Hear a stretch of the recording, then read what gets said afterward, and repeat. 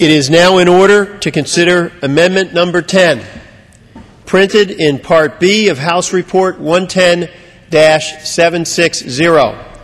For what purpose does the gentleman from Mississippi rise?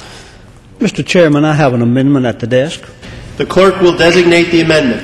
Amendment Number 10, printed in Part B of House Report Number 110-760, offered by Mr. Childers of Mississippi. Pursuant to House Resolution 1344, the gentleman from Mississippi, Mr. Childers, and a member opposed, each will control 5 minutes. The chair recognizes the gentleman from Mississippi. Mr. Chairman, I yield myself as much time as I may consume. The gentleman is recognized. Mr. Chairman, I rise today in support of my amendment to H.R. 3999, the National Bridge Reconstruction and Inspection Act of 2008.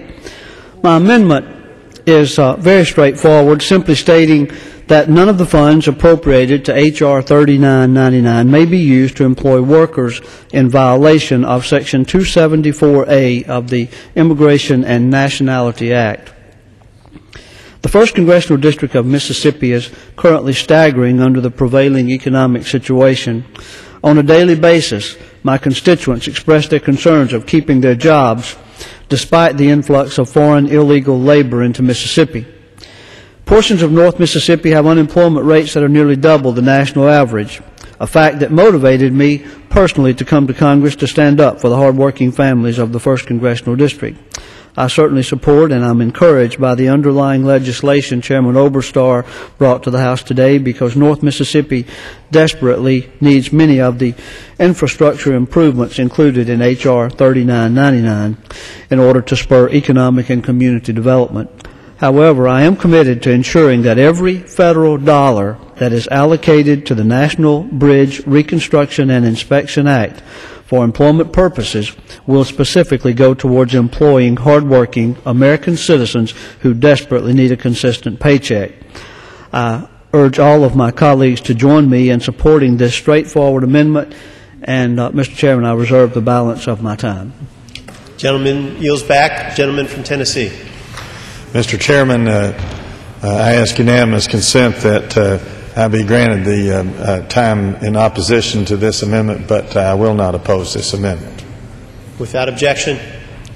And I'll rise simply to say this: the minority will accept this amendment. No other country in this world has welcomed as many people from other nations as has the United States of America, and we're all proud of that. But certainly the jobs that will be produced by this bill should go to American workers, and certainly above all to people who are here legally, and not be given to people who are here illegally. And so the minority will very enthusiastically support this amendment. Would the gentleman yield? Yes, I'll be glad to yield. The gentleman has stated the case very well. I think his recitation of the history of the United States accepting people from many nationalities is well said, and I also support the amendment. Thank you very much. I yield back the balance of my time. The gentleman yields back the balance of his time. The gentleman from Mississippi.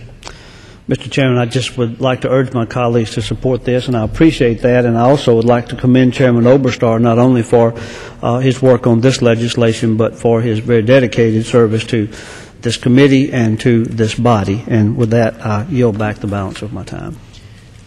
The question is on the amendment offered by the gentleman from Mississippi. Those in favor, please say aye. Those opposed, please say no. In the opinion of the chair, the ayes have it. The amendment is adopted. Mr. Chairman, I ask for a recorded vote. Pursuant to Clause 8 of Rule 18, further proceedings on the amendment offered by the gentleman from Mississippi will be postponed.